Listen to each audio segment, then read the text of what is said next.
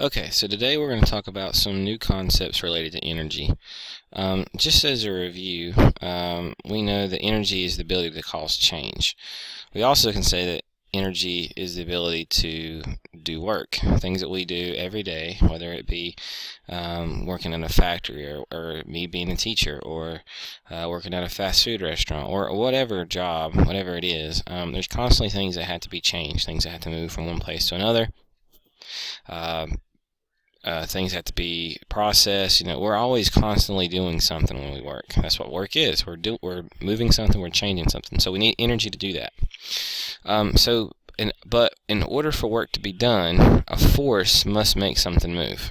So we had to apply a force in order to make something move. Like this guy, if he wants to lift this bar up, he's got to provide a force on the bar in this direction to make it move. If he does that, then he's done work. So when you're doing work, there's two things that are required. You have to make the object move. So in order for work to happen, you can't push and never have anything happen. You have to actually make the object move. And the movement must be in the same direction as the force. So for example, this guy, he picked it up, and then whenever he pushes it up in this direction, the force moved this, so work was done there, and it was actually done in the same direction as the force. So I guess if the force is being pushed up here, you should never see the dumbbells go down this way. That's not work. Work is just a combination of the effect of your force. Okay, so we can talk about this again in relation to energy. So energy is the ability to do work. So if something has energy, it can transfer it to another object by doing work on the object. An example is the basketball. You push a force from your hand to the ball leaves your hand, and it forces it down on the ground here, and then the ground pushes back up, causing it to bounce. Alright, so you have transferred energy from your hand to the ball. The ball transferred energy from the ball to the floor, and then the floor bounced and did vice versa. Okay, so when you do work on something, you increase its energy. So it's like we're transferring energy from my hand to the basketball. So we're moving that energy in that direction. So energy is always transferred from the object doing work, which is the hand, on the object in which work is done. So it's going from your hand to the basketball. So you're transferring work or energy from there to there. The next thing is we can actually calculate work depending on if we have a couple of different variables. So the first thing we need to know is how much force was used and how much distance did that force cover when it was applied. So we can answer this, and if we times our force, which is in newtons, and our distance, which will be in meters, and whatever answer we come up with, that combination, we can say that it is in joules, because remember, work is just energy, right? So these combine. So this is also just a different form of energy. Okay, so work will also have this. So when you solve a problem, you should have this as your answer for work. So an example problem will hopefully clarify some of this. So you push a refrigerator with a force of 100 newtons. If you move the refrigerator a distance of 5 meters, how much work did you do? Or how much energy did you transfer from yourself to the refrigerator? Okay, so in order to figure that out, all you have to do is say 100 newtons times 5 meters, right? Well, this is our given. See how we are always writing down what we've got, and we're going to write down our work too. Okay, figured out which one we figured out our work, and then we times it again. 100 times 5 gets 500 newtons per meter, which for our understanding it is a joule. So it takes 500 joules of work in order to move this refrigerator with a force of 100 at a distance of 5 meters. Okay, so now we talked about an energy that helps us do the things that we do. Okay, now we can compare different amounts of work done in which how long they take to do them. So what that's called is power. And again, the power is the amount of work done in 1 second or it's the rate at which work is done. Okay, so we can see, okay, we did do that, but how long did it take us to do it? Did it take us 10 hours, or did it take us 2 seconds?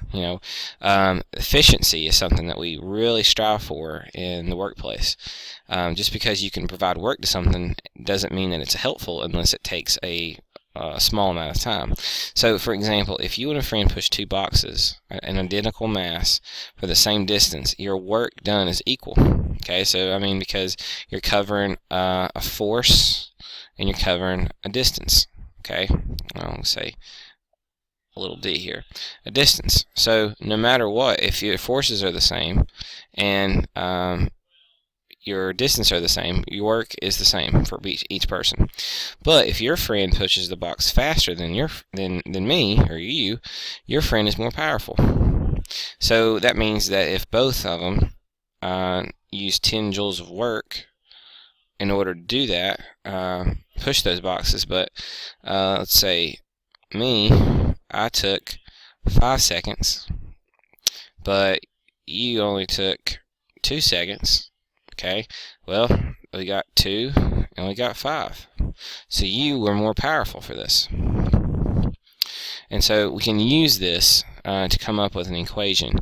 We can say that power, which the unit for power is watts. Think of a light bulb. We'll talk about electrical power later, but still the same thing applies. Just powering in objects, we say that the unit is watts, which is just denoted by a small w. A capital W. Okay, so again, it's the relationship between how much work somebody does over how long it takes them to do it. Okay, so it makes sense that the equation would be, or the units would be joules over time, and instead of having to write that every time, they just say big W there. Okay, so the SI unit for power again is watts, and we often use kilowatts in expressing power, but we won't have to do that in most problems that we do.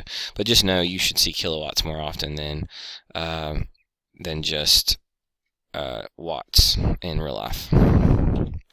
So an example problem with this would be if you do 900 joules of work in pushing a sofa. If it took you 5 seconds to move the sofa, what is your power? You simply just say, okay, well, if I have 900 joules of energy here, and it took me 5 seconds to do it, I have a power of 180 watts, okay, or 180 joules over seconds, okay. Okay, and the last thing is that is also the rate in which energy is transferred, because again, remember, work is just the ability to transfer energy from one thing to another. So this is the energy transferred in joules over time. So an example of that is a light bulb transfers electrical energy into light and heat. Okay, so if you can imagine, there's going to be some cord that's hooked up to here. There's little electrical energy that's going through this cord, and it's being turned into, through work, light energy and heat up here. Okay, so 2 things to remember today is that we've got 2 different equations, but they're very similar in what they talk about. One of them is is work, which is equal to the force of that movement times the distance that it covered, and then power, which is talking about how much work happened in a certain amount of time. Okay, so I'll draw 2 triangles if you want to use those. If you don't, you don't have to. If you don't want to, you don't have to, but I'm going to put those in there just so that we have them, making sure that we're doing them right. I'm going to put right here, oops. Well, there we go. And that's it. Make sure that you've got all the notes down, and be sure to raise your hand after the quiz that you take to see how you did. Thank you.